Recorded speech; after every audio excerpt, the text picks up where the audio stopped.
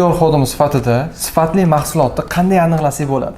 Avvalo, sifatli mahsulot ishlab chiqarish uchun birinchi navbatda unga ketadigan xom ashyo, ya'ni sifatli xom ashyodan foydalanish kerak. Bizning Haddikor kompaniyasi ham jahon standartlariga mos bo'lgan bir qator davlatlarning xom ashyolaridan foydalanadi.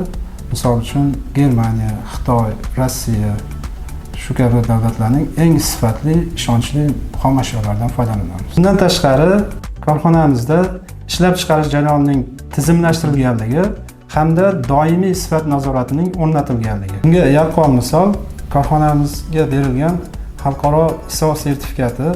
Korxonamizda xalqaro standartlarga mos ravishda ish yuritish hamda ishlab chiqarish uchun berilgan. Keyingisi qadoqlash. Mahsulotni sifatiga ta'sir qiluvchi omillardan biri bu bilasiz qadoqlash. Korxonamizda sifatli qadoqlar mahsulotni egasigacha yetkazib berish jarayonida uning sifatiga ta'sir qilmagan holatda yetkazib beriladi. Iqbol aka, sizga katta rahmat. Sifat to'g'risida juda ham ko'p narsalar bilib oldik. Bundan ham qiziq videolar uchun Haddikor sahifasiga obuna bo'lishni unutmang.